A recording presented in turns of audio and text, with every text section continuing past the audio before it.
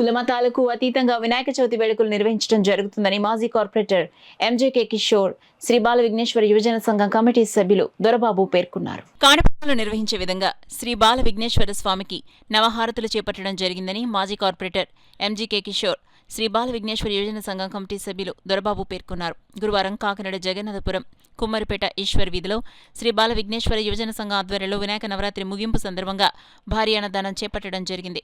ఈ సందర్భంగా వారు మాట్లాడుతూ వినాయక చవితి 10 రోజులు ప్రత్యేక పూజలు అనంతరం అదే రోజున అన్నదానం నిర్వహించడం ఇక్కడ విశిష్టతని పేర్కొన్నారు.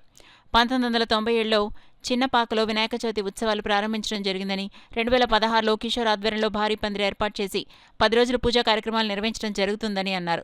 శుక్రవారం సామూహిక సరస్వతి పూజలు, సామూహిక కుంకుమ పూజలు నిర్వహించడం జరుగుతుందన్నారు. ఈ కార్యక్రమంలో శ్రీ బాల విఘ్నేశ్వర యువజన సంఘం కమిటీ సభ్యులు సింహాద్రి, త్రినాథ్, శివ, నాని, మణికిరణ్, కళ్యాణ్, వీరబాబు, వాసు, రవి, శ్రీను, రాజశేఖర్ తదితరులు పాల్గొన్నారు. కాకినాడ జగన్నాథపురం ఈశ్వర్ వీధి కుమ్మరిపేటలో 1997లో ప్రారంభమైంది ఈ వినాయక చవితి. ఆ బాల విఘ్నేశ్వర స్వామి 1997లో ఒక చిన్న పందిర్లో స్టార్ట్ అయ్యి ఈ రోజున ఎంత పెద్ద పందిర్లోకి వచ్చారు.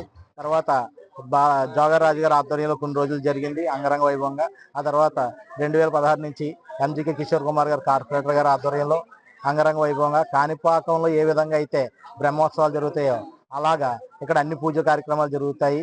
విఘ్నేశ్వర స్వామి చవితి రోజు నాడు రథోత్సవంతో పాటు దీపాలంకరణ, అలాగే గణపతి హోమం, సహస్ర దీపాలంకరణ, గణపతి హోమం మరియు పసుపు కుంకాల పూజ, సరస్వతీదేవి పూజ మొదలగున్న కార్యక్రమాలతో పాటు అన్నదాన కార్యక్రమం. వినాయకుడు నిమజ్జనం కాకముందే స్వామివారి పందిట్లో స్వామివారి ప్రసాదాన్ని తినేటువంటి అవకాశాన్ని మా పందిట్లో కలిగిస్తున్నాం. రేపు ఉదయం సరస్వతి పూజ కార్యక్రమం ఉంది, అలాగే సాయంత్రం పసుపు కుంకాల పూజ కార్యక్రమం ఉంది. ఎల్లుండి శనివారం నాడు అంగరంగ వైభవంగా స్వామివారి నిమజ్జన కార్యక్రమానికి బయలుదేరారు. అందరికీ నమస్కారం అండి. ఈ రోజు ఇలాగా వినాయక చవితి పందిరిలోకి వచ్చి అన్నదాన కార్యక్రమంలో పాల్గొనడానికి చాలా సంతోషంగా ఉంది. ఇది ప్రతి సంవత్సరం ఇలాగే విజయంగా కొనసాగాలని కోరుకుంటూ చాలా అంగరంగ వైభవంగా జరుగుతున్నాయి.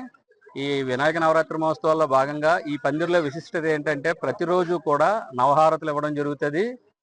ఆ యొక్క కార్యక్రమానికి చూడడానికి చాలా మంది భక్తులు ఇచ్చేస్తూ ఉంటారు. అది ఈ పందిరి యొక్క విశిష్టత. అలాగే ఈ యొక్క పందిరిలో వినాయకుడు ఉంటుండగానే అన్నదానం జరపడం గత 10-15 సంవత్సరాల నుంచి ఆనవాయితీగా వస్తుంది. అదేవిధంగా ఈ పందిరిలో అన్నదానం కార్యక్రమం ఏర్పాటు చేసుకున్నాం. అలాగే ఈ నవరాత్రి మహోత్సవాల్లో భాగంగా మహిళలతో కుంకుమ పూజలు మరియు గణపతి హోమం, చండీ హోమం, అలాగే పిల్లలతో విద్యార్థులతో సరస్వతి పూజా కార్యక్రమాలు మొదలగు కార్యక్రమాలు చాలా భక్తులు అత్యుత్సాహంతో పాల్గొని జయప్రదం చేస్తూ ఉంటారు. ఈ యొక్క కార్యక్రమానికి మాకు దాతలు ఏ విధంగా అయితే సహాయ సహకారాలు చేశారో వాళ్ళందరికీ కూడా ఆ వినాయకుని ఆశీస్సులు ఉండాలని కోరుకుంటూ